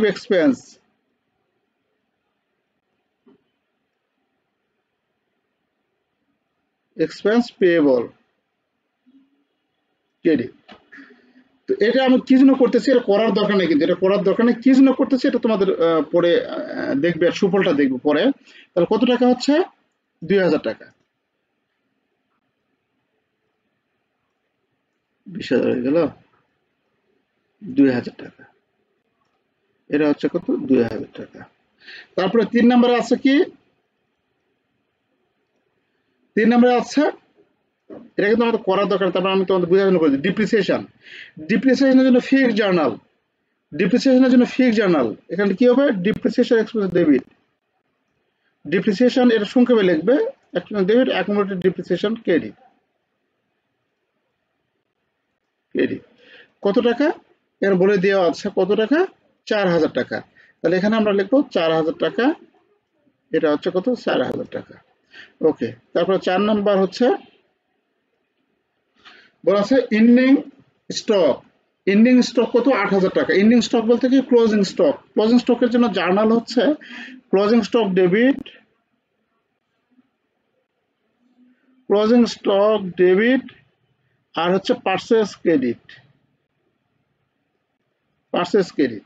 তাহলে ক্লোজিং স্টক হচ্ছে কত টাকা, ক্লোজিং স্টক হচ্ছে আমাদের 8000 টাকা, তাহলে এর জন্য যাওয়া হচ্ছে ক্লোজিং স্টক 8000 টাকা ডেবিট সম্পদ, আর এদিকে পারচেজ আমাদের কমে যাবে 8000 টাকা ক্রেডিট। তারপরে আছে 5 নম্বর, সর্বশেষ 5 নম্বর, দ্য ওনার উইথড্র গুডস কত টাকা এত, মানে মালিক ব্যক্তিগত প্রয়োজনে উত্তোলন করেছে, উত্তোলন করলে আমরা কি লিখবো, ড্রয়িং ডেবিট, ড্রয়িং ডেবিট, আর কি উত্তোলন করছে, পণ্য উত্তোলন করছে, তাহলে purchase credit, purchase credit, drawing debit, purchase credit, কত টাকা, 5000 টাকা। ওকে, তাহলে এখন এই 5টা সমন্বয় আমরা করলাম, 5টা সমন্বয় থাকে, এর বাইরে থাকে না, সাধারণত 4টা থাকে, 5টা থাকে, এরকম সর্বোচ্চ 5টা। তো এখানে একটু খেয়াল করো, তোমরা বলো তো, এই যে সমন্বয়গুলো করলাম, প্রিপেইড এটা কি, এটা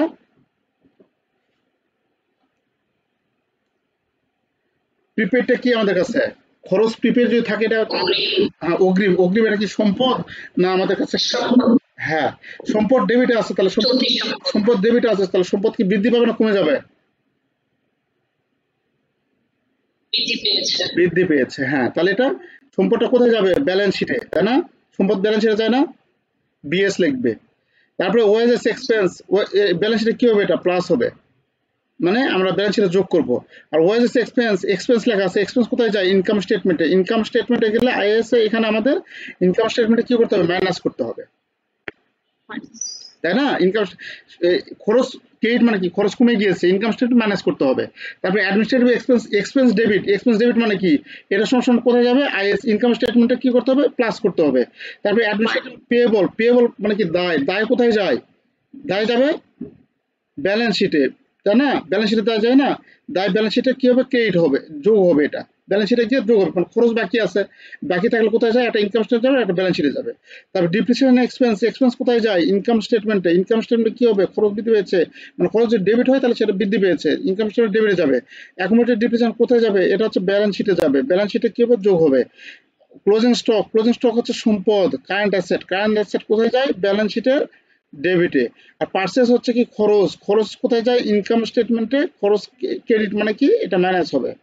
তারপর হচ্ছে ড্রয়িং, ড্রয়িং হচ্ছে মালিকানা সত্ত্ব হিসাব, এটা আমাদের ড্রয়িং এর সাথে ব্যালেন্স শিটে, ব্যালেন্স শিটে ড্রয়িং এর সাথে প্লাস হবে। আর পার্সেস ক্রেডিট মানে কি? এটা যাবে ইনকাম স্টেটমেন্টে, পার্সেস থেকে মাইনাস হবে। এই জিনিসটা যদি তুমি শর্টকাট করতে পারো তাহলে সহজে তুমি করতে পারবে, মানে এই টাকাটা কোথায় কোথায় যাচ্ছে তুমি এখন বুঝতে পারছো। এখন এই টাকাগুলো আমরা এই জায়গায় যাবে, এই টাকাটা 1000 টাকা কোন জায়গায় যাবে এটা বুঝতে পারছি, 2000 টাকা কোন জায়গায় যাবে এটা আমি বুঝতে পারতেছি। তাহলে এইটা এভাবে আমরা সহজভাবে করতে পারি যদি এটা। হ্যাঁ, হ্যাঁ, কিছু বললে? আচ্ছা, এখন আমাদের মূল অঙ্কে চলে যাও, এগুলো খরচার মতো অঙ্ক। এখন আমাদের এই অঙ্কে করতে বলছে কি দেখো, এই হচ্ছে সমন্বয়গুলো, এই সমন্বয়গুলো আমাদের কাছে ভেজাল করে। এখন অঙ্ক করতে বলছে prepare income statement, income statement for the year ended এত, ইনকাম স্টেটমেন্ট করতে বলছে। আর একটা করতে বলছে classified balance sheet, classified balance sheet তৈরি করতে বলছে। তাহলে ইনকাম স্টেটমেন্ট যদি তৈরি করি তাহলে আমরা ইনকাম স্টেটমেন্ট এখানে তৈরি করব। এখানে লিখব একের রিকোয়ার্ড এ, এটা হচ্ছে 1 নাম্বার রিকোয়ার্ড এ। এর কোম্পানির নাম হচ্ছে Samina traders, Samina traders.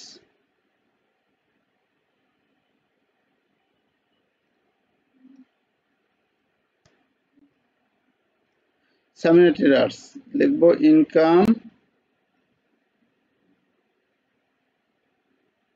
Statement, তারপরে নিচে লিখবো ফর দ্য ইয়ার এন্ডেড,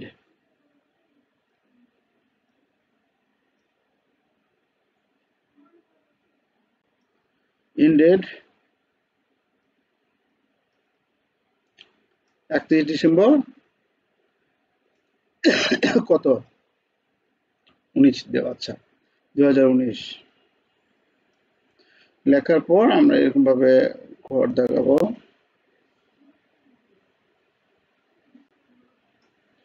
ঘরে টাকার ঘর কয়টি হবে? টাকার ঘর আমাদের 3টি, তাই না? ইনকাম স্টেটমেন্ট যখন করবো 3টি টাকার ঘর, এটা আমি জুম আউট করে নিলাম। 1 2 3, আচ্ছা ওকে।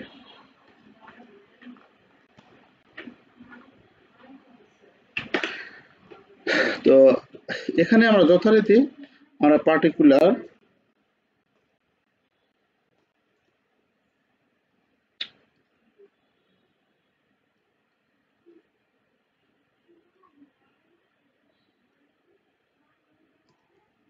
পার্টিকুলার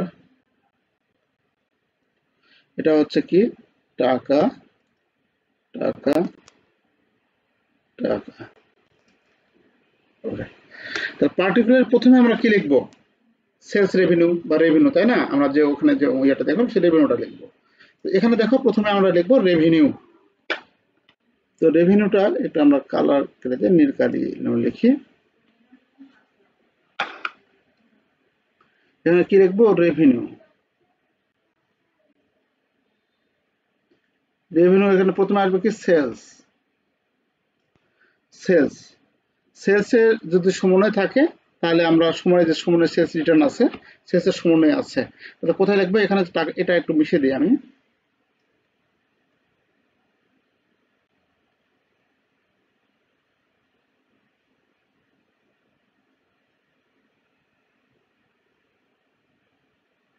ওকে, তাহলে সেলস হচ্ছে সেলস রিটার্ন আছে তাই না, সেলসের আমাদের সমন্বয় আছে, তাহলে সমন্বয়গুলো সেলসে আছে কত 2 লাখ টাকা, কেউ একটু হেল্প করো।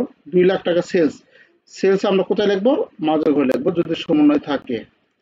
এখান থেকে আমরা সেলস থেকে বাদ দেবো কি সেলস রিটার্ন, সেলস রিটার্ন এবং ডিসকাউন্ট। এখানে কি আছে শুধু সেলস রিটার্ন আছে, ডিসকাউন্ট আছে অঙ্কের মধ্যে আর কোনো কিছু নেই, এখানে কোনো ডিসকাউন্টের কোনো কথা বলা নেই। এবং আমরা যে অঙ্ক করতেছি এখানে লিখবো সেলস রিটার্ন। সেলস রিটার্ন কত আছে, সেলস রিটার্ন আছে 10,000 না, তাহলে 10,000 টাকা আমরা 10,000 টাকা এখানে লিখবো। হ্যাঁ, তাহলে আমরা 2 লাখ থেকে 10,000 বাদ দিলে কত থাকে 1,90,000 টাকা ফাইনাল কলামে পার করে দেবো। এর নাম হচ্ছে কি নেট সেল। হ্যাঁ, এর নাম হচ্ছে কি নেট সেলস। এই নেট সেলস আমরা করলাম, এই নেট সেলস থেকে আমরা কি করব, নেট সেলস থেকে বাদ দেবো কস্ট অফ গুডস সোল্ড, তাই না। এখান থেকে আমরা বাদ দেবো কি কস্ট অফ গুডস সোল্ড, তাহলে এখান থেকে মাইনাস করব, minus cost of goods sold. Cost of goods sold, cost of goods sold প্রথম ধাপটা কি বলতো, ওপেনিং স্টক না, ওপেনিং স্টক, ওপেনিং স্টক হচ্ছে প্রথম ধাপ। ওপেনিং স্টক কত আছে এখানে দেখে বুঝবে এটা হচ্ছে ওপেনিং স্টক, তাই না। আমরা এই যে এই দফাগুলাই দেখবো যে ওখানে যেটা আসবে এই সবুজগুলাই দেখবো। ওপেনিং স্টক কত আছে 10,000 না, দেখো ওর জন্য হয় টাকা। ওপেনিং স্টক সরানোর জন্য আমাদের এই মাঝখানে ঘরে লিখবো লাইন সোজা করে ওপেনিং স্টক। আচ্ছা, এর সঙ্গে কি করবো যোগ পারচেস।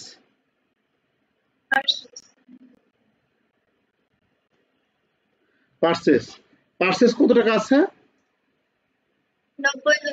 90,000। এখন পারচেস সম্পর্কিত আমাদের অনেক ধরনের সমন্বয় আছে, পারচেস হচ্ছে এখানে লিখবো 90,000 টাকা।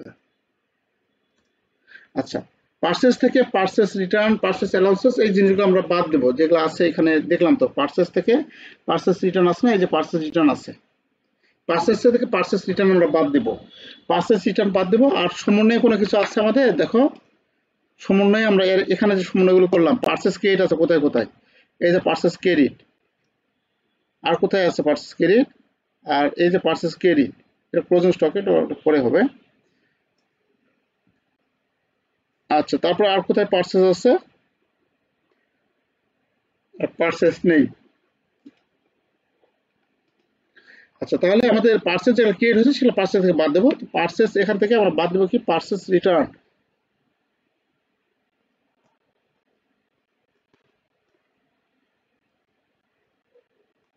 পারচেস রিটার্ন কত আছে একজন বলো। হ্যাঁ, পারচেস রিটার্ন হচ্ছে 2,500, 2,500 আছে।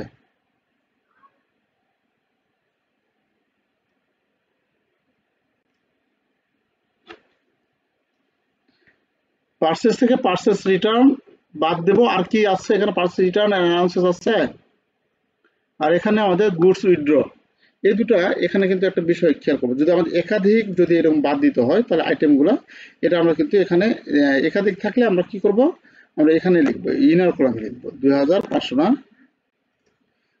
এটা পারচেস রিটার্ন। আর কি বাদ দেবো, আমাদের মালিক পণ্য উত্তোলন করছে তাহলে কি লিখবো গুডস উইথড্রন।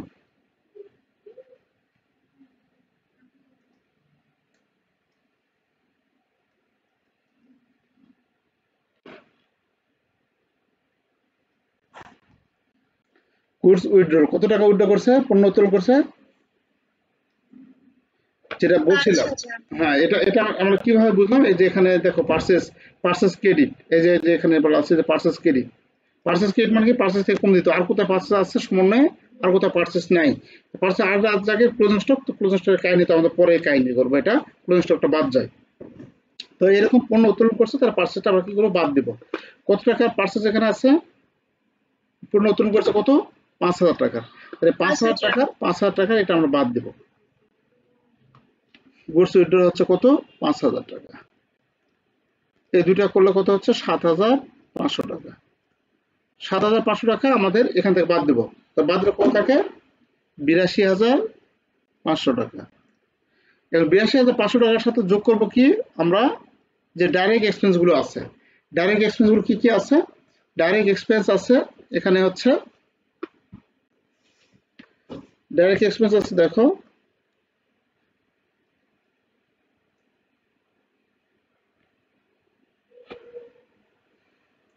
ডাইরেক্ট এক্সপেন্স এখানে আছে, ওয়েজেস আছে, একটা আছে, ওয়েজেস আছে,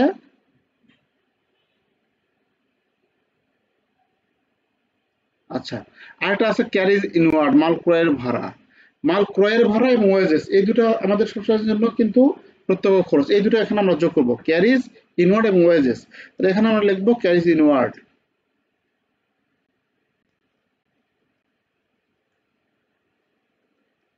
ক্যারিজ ইনওয়ার্ড, ক্যারিজ ইনওয়ার্ড আছে কত টাকা, মাল আনয়নের ভাড়া 4,000। 4,000। হুম, 4,000। আচ্ছা, আর কি হয়েছে, ক্যারিজ ইনওয়ার্ড লিখলাম। আর কি আছে, ক্যারিজ ইনওয়ার্ডের পর আমাদের এই যে ওয়েজেস, ওয়েজেসটা হচ্ছে প্রত্যক্ষ খরচ, ওয়েজেসটা আমরা লিখবো। এই খরচটা কিন্তু অবশ্যই আমাদের মুখস্থ করতে হবে, কারণ এগুলাই পরবর্তীতে আসবে, এগুলাই। ওয়েজেস, ওয়েজেস কত টাকা, ওয়েজেস আমাদের ছিল কত, ওয়েজেস মোট ছিল হচ্ছে 25,000 টাকা। 25,000। তো 25,000-এর মধ্যে 25,000 খরচ হবে না, ওখানে বলছে 1,000 টাকা সামনে বছরের জন্য। অঙ্কতে বলা ছিল কি 1,000 টাকা সামনে বছরের জন্য, কেন, এই যে ওয়েজেস, ওয়েজেস টাকা 1,000 রিলেটেড টু নেক্সট ইয়ার, এটা হচ্ছে সামনে বছরের জন্য যেটা আমরা ওয়েজেসটা প্রদান করবো 1,000 টাকা। তো আমরা এখানে 25,000-এর মধ্যে 1,000 টাকা আমরা বাদ দেব, দিলে কত হচ্ছে, 24,000 এত। তাই এই যোগ করবো, 24 আর 4 28,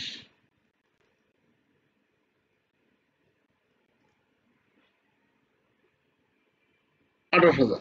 তাহলে এই 28,000 এই খরচটা যোগ, প্রত্যেকটা অঙ্কের ক্ষেত্রে কিন্তু একই কাহিনী, কিছু পার্সেসের সাথে কিছু বাদ যাবে, কিছু যোগ হবে। এবং এই আইটেম গুলাই তোমার নিশ্চিত থাকো, এই আইটেম গুলো বারবার মানে এখানে বলে আর কি, এই আইটেম গুলোই বলবে, এর বাইরে না কিন্তু। তাহলে এই দুটো যোগ করে তাহলে কত হয়,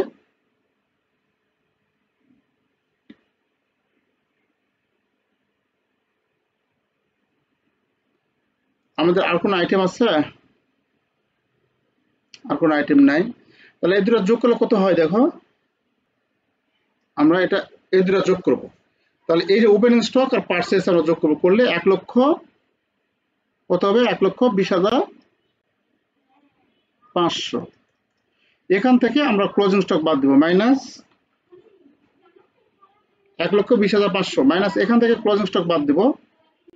তাহলে বিষয়টা কি দাঁড়ালো, বিষয়টা দেখো, একটু কষ্ট বুঝতে হচ্ছে। আমরা এখানে যে লিখেছিলাম ওপেনিং স্টক আর এই যে পার্সেস যোগ বিয়োগ করে যেটা বাড়লো পার্সেস, এই দুটো যোগ করে আমরা যে টাকাটা আছে এখান থেকে আমরা বাদ দেবো ক্লোজিং স্টক, মানে যেটা বিক্রি হয়নি, যে অংশটুকু বিক্রি হয়নি সেটা বাদ দিব। তাহলে এটা আমরা লিখবো কি, ক্লোজিং স্টক। ক্লোজিং স্টক কত টাকা, ক্লোজিং স্টক ওই যে 8,000 টাকা, তাই না, আমরা জার্নাল করলাম ক্লোজিং স্টক 8,000 টাকা, এই যে ক্লোজিং স্টক কত, 8,000 টাকা। এই 8,000 টাকা এখানে আমরা বাদ দেব, ক্লোজিং স্টকটা বাদ যাবে, গেলে কত হবে, 1,12,500। 1,12,500 এখানে আমরা বাদ দেব সেলস থেকে, 1,90,000 টাকা থেকে। তাহলে 1,90,000 টাকা থেকে বাদ দাও, বাদ দিলে কত থাকে, 1,90,000 থেকে 1,12,500 বাদ দাও, ম্যানেজ করো তো।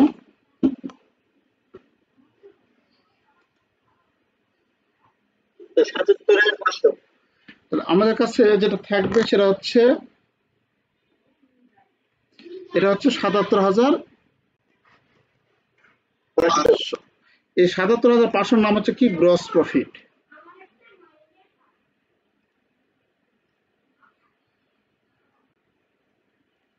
গ্রস প্রফিট ৭৭,৫০০। এবং এই গ্রস প্রফিট থেকে আমরা কি করব বাদ দেব operating expense minus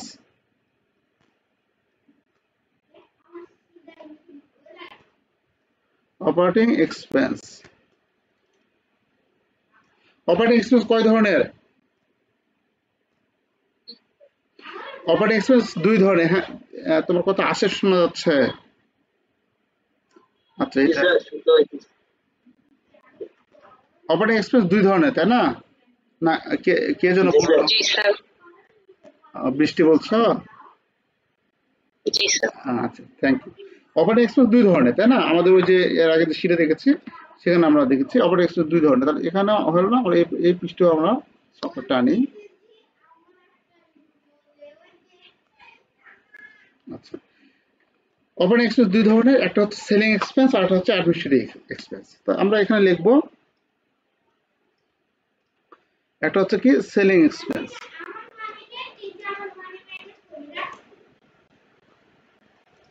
selling expense, আর কিছু দূর একটু ফাঁকে আমরা লিখবো অ্যাডমিনিস্ট্রেটিভ এক্সপেন্স।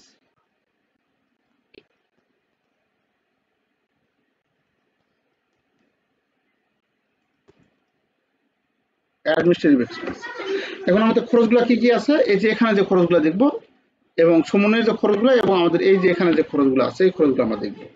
তাহলে এখানে খরচ কি কি আছে আমাদের? ওয়েজেস তো আমরা লিখেছি, অ্যাডমিনিস্ট্রেটিভ এক্সপেন্স আমরা লিখবো। অ্যাডমিনিস্ট্রেটিভ এক্সপেন্স কোথায় লিখবো?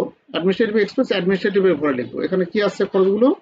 এখানে আছে, এটা তো আমরা কি কি লিখেছি দেখো, কি কাজ করেছি, সেলসের কাজ করেছি, রিটার্নের কাজ করেছি, যেটা কাজ করেছি এটা রাখবে না, পার্চেসের কাজ করেছি, ক্যারেজ ইনওয়ার্ডের কাজ করেছি, স্টক জানুয়ারি এটা কাজ করেছি, আর কিসের আর ওয়েজেস এর কাজ করেছি তাই না? এখন ওয়েজেস এর ১,০০০ টাকা আছে, সেই ১,০০০ টাকা ওখানে দেখাবো। এখন এই কটার কাজ করতে হবে, অ্যাডমিনিস্ট্রেটিভ ইন্স্যুরেন্স এক্সপেন্স সেলিং এই কটার কাজ করতে হবে তাই না? পার্চেস রিটার্নের কাজ করেছি। তাহলে এই 3টা খরচ আছে এখানে কয়টা? 1 2 3টা। দেখো কত সহজ, কত ছোট হয়ে গেছে অঙ্কটা এখন। তার মানে এই 3টা খরচ অনলি এখানে আছে অ্যাডমিনিস্ট্রেটিভ এক্সপেন্স। তাহলে অ্যাডমিনিস্ট্রেটিভ এক্সপেন্স অ্যাডমিনিস্ট্রেটিভ এখানে লিখবো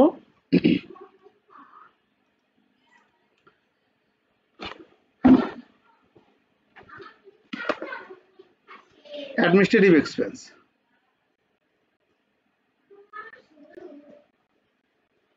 অ্যাডমিনিস্ট্রেটিভ এক্সপেন্স, অ্যাডমিনিস্ট্রেটিভ এক্সপেন্স কত আছে? অ্যাডমিনিস্ট্রেটিভ এক্সপেন্স আছে কত আছে এটা?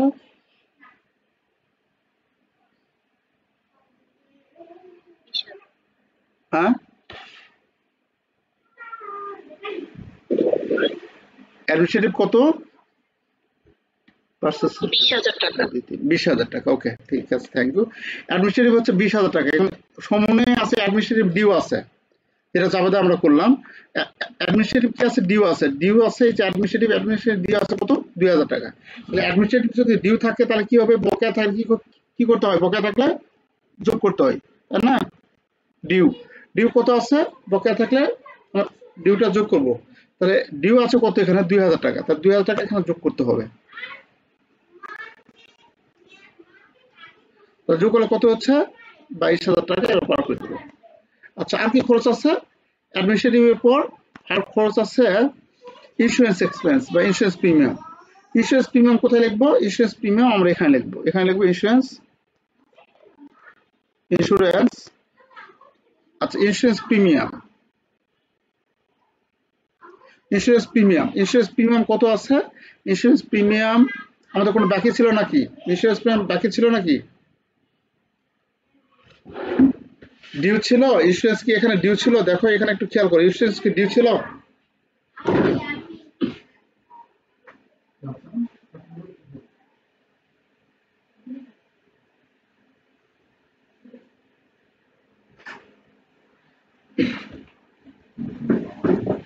আচ্ছা ইন্স্যুরেন্স আমাদের কোনো কিছু বাকি নাই, তাহলে বাকি না থাকলে আমাদের এখানে ডাইরেক্ট ইন্স্যুরেন্স প্রিমিয়াম লিখবো বা ইন্স্যুরেন্স এক্সপেন্স লিখবো। তো কত টাকা আছে আমাদের? ইন্স্যুরেন্স ছিল কত টাকা? 20,000। 3,000। তাহলে 3,000 টাকা এখানে লিখবো। এটা কোথায় লিখতেছি? অ্যাডমিনিস্ট্রেটিভ এক্সপেন্সের এখানে কিন্তু লিখতেছি 3000। তারপরে কি আছে? ইন্স্যুরেন্সের পর আছে সেলিং এক্সপেন্স। সেলিং এক্সপেন্স আছে কত? 10,000 টাকা। তাহলে সেলিং এক্সপেন্স কোথায় লিখবো? এটা তো অ্যাডমিনিস্ট্রেটিভ, এই যে সেলিং এক্সপেন্সের জায়গা রাখছি, এখানে লিখবো selling expense. Selling expense, selling expense কি ডিউ ছিল, মানে কোনো বকেয়া ছিল, কোনো কিছু বলা আছে? নাই, কোনো কিছু বলা নাই। তাহলে বলা না থাকলে আমরা কোথায় দিব? বলা না থাকলে যে টাকাটা আছে সেই টাকাটাই দেবো, কোনো পরিবর্তন হবে না। তাহলে সেলিং এক্সপেন্স আছে কত? সেলিং এক্সপেন্স আমাদের এই যে সেলিং এক্সপেন্স আছে কত? 10,000। এই 10,000 টাকা আমরা এখানে দেব, এখানে দেব।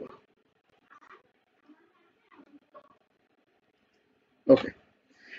আর কি খরচ? আমাদের রেয়া মিলের যে ট্রায়াল ব্যালেন্স এটাও দেখালাম, এটাও দেখালাম, এটাও দেখালাম, শেষ। আমাদের ইনকাম স্টেটমেন্ট যা দেখানো ছিল সবগুলো শেষ। এখন আমরা কি করব? এখন আমরা সমন্বয় দেব কি কি খরচ আছে। অ্যাডমিনিস্ট্রেটিভ এটা দেখালাম। ডিপ্রিসিয়েশন, ডিপ্রিসিয়েশন দেখাইতে হবে ইকুইপমেন্টের। ইকুইপমেন্টের ডিপ্রিসিয়েশন দেখালে আমরা ইকুইপমেন্টের ডিপ্রিসিয়েশনটা অ্যাডমিনিস্ট্রেটিভ এখানে দেখাবো না, যন্ত্রপাতি যে ইকুইপমেন্টটা এখানে দেখাবো। Depreciation expense, depreciation expense, depreciation expense equipment. Equipment কত টাকা হচ্ছে ডিপ্রিসিয়েশন? এখানে বলা আছে কত টাকা? 4,000 টাকা। তাহলে 4,000 টাকা আমরা এখানে লিখবো। তারপরে আছে কি, আর কি কোন খরচ আছে? ইনভেন্টরি, এটা লিখবো না। তারপর গুডস সুইটার, এটা আমাদের এখানে হবে না, আর কোনো খরচ নেই, অর্থাৎ ড্রয়িং। তো এই কোটা আমাদের যোগ বিয়োগ করতে হবে। তা যোগ বিয়োগ করলে এখানে দেখো, এখানে আমরা কোনো কিছু না, যোগ করে ডাইরেক্ট 10,000 টাকা পার করে দিব। আর এই পাশে যেটা থাকবে সেটা ডাইরেক্ট এই পাশে এটা লিখে সব যোগ বিয়োগ করবো। কত হয়? 22 আর 4 26 17 29,000 না? এটা আমাদের কি, এই খরচটা হচ্ছে সেলিং এক্সপেন্স 10,000 টাকা, আর এখানে আমাদের অ্যাডমিনিস্ট্রেটিভ হচ্ছে 29,000। তো 29,000 10 কত? 39,000। 39,000 টাকা হচ্ছে আমাদের কাছে যে খরচগুলো, সেই খরচগুলো আমরা যোগ করবো, এখানে যোগ করে পার করে দেবো। পার করে দিলে আমাদের কত ছিল এখানে? অপারেটিং প্রফিট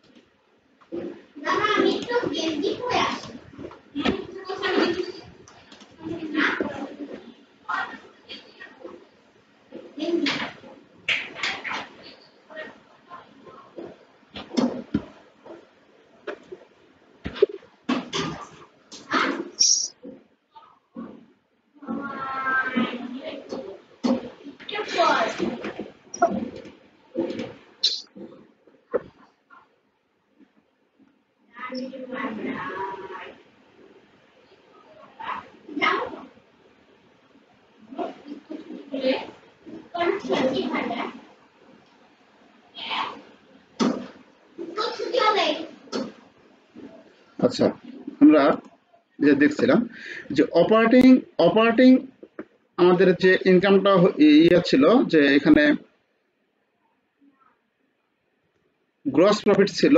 গ্রস প্রফিট কত ছিল? 77,500। এই 77,500, এই যে গ্রস প্রফিট 77,500 থেকে অপারেটিং এক্সপেন্স আমরা কি করে বাদ দেবো? অপারেটিং এক্সপেন্স দুই ধরনের, সেলিং এবং অ্যাডমিনিস্ট্রেটিভ, দুটো যোগ করে পেলাম কত? 39,000। 77 থেকে 39 বাদ দাও তো কত থাকে?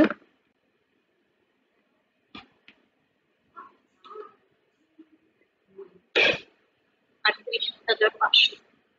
হ্যাঁ, 38,500। 38,500। এটার নাম হচ্ছে কি? অপারেটিং এক্সপেন্স বাদ দিলাম, এটার নাম হচ্ছে কি? Net operating income. Net operating income, net operating income. এখন এর সঙ্গে অপারেটিং এক্সপেন্স গুলো বাদ দিলে যেটা পেলাম সেটা নেট অপারেটিং ইনকাম। এর সঙ্গে নন অপারেটিং ইনকাম যোগ করতে হবে। যোগ নন, এটা একটু কালি আলাদা করি, বুঝতে সহজ হবে। কালো কালি যোগ করব নন অপারেটিং ইনকাম। নন অপারেটিং ইনকাম কি কি আছে এখানে? এখানে সবার শেষে আছে দেখো নন operating income, commission revenue. Commission revenue আছে কত? সবশেষে আছে কত কমিশন রেভিনিউ? এই যে 1500 আছে, তাই না? তাহলে এই 1500 টাকা কমিশন রেভিনিউ আমরা দেখাবো। তাহলে এখানে আমরা 1500 টাকা কমিশন রেভিনিউ,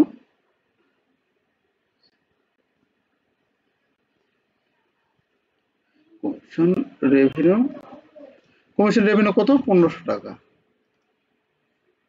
তাহলে যোগ করলে হচ্ছে 38, 39, 40,000। এই 40,000 টাকা হচ্ছে আমাদের কাছে নেট ইনকাম।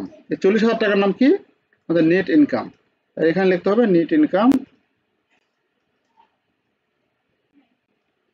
40,000 টাকা। আচ্ছা, আজকে অনেক দীর্ঘক্ষণ ক্লাস হলো, আমি আর নিব না, তোমাদের ধৈর্যের ব্যাপার আছে। আমি ব্যালেন্স শিটটা কালকে দেখাবো। তোমরা এই অঙ্কটা তোমরা একবার নিজে হাতে কলমে করবে।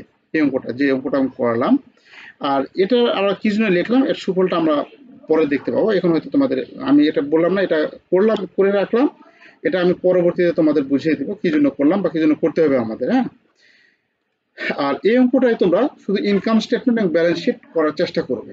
এই অঙ্কটায়, সরি, ব্যালেন্স শিট না, ব্যালেন্স শিট আমরা করবো পরে, করবো পরের ক্লাসে। তোমরা ইনকাম স্টেটমেন্টটা যেটা আমি যেভাবে করলাম ওইভাবে করার চেষ্টা করবে এবং আগে এরকম দাগান্বিত করবে, ঠিক আছে? যে কোনটা কোথায় যাবে, এই এই বিষয়টা আমরা শিওর হব যে কোনটা কোন ধরনের হিসাব, কোনটা কোথায় যাবে, ইনকাম স্টেটমেন্ট কোনটা যাবে, কোনটা ব্যালেন্স শিটে যাবে। আর হচ্ছে এখানে যে এই অ্যাডজাস্টমেন্টগুলো আমরা জাবেদাগুলো করার চেষ্টা করবো আর কি, চেষ্টা করলে আমাদের কাছে সহজ মনে হবে। আমরা ব্যালেন্স শিটটা আগামী দিন ইনশাল্লাহ করব। তো তোমাদের কাছে তো মনে হয় একটু কঠিন কঠিন লেগেছে, তাই না?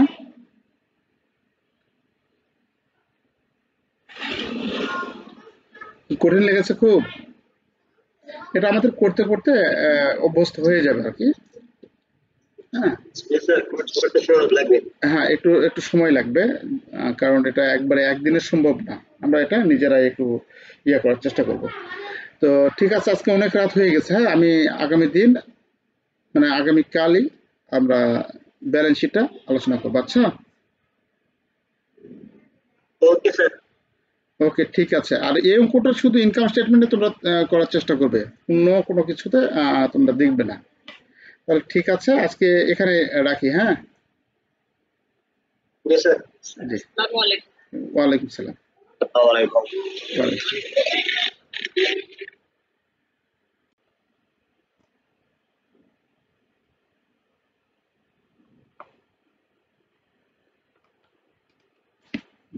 ক্যালকুলেটর আছে তোমাদের কাছে?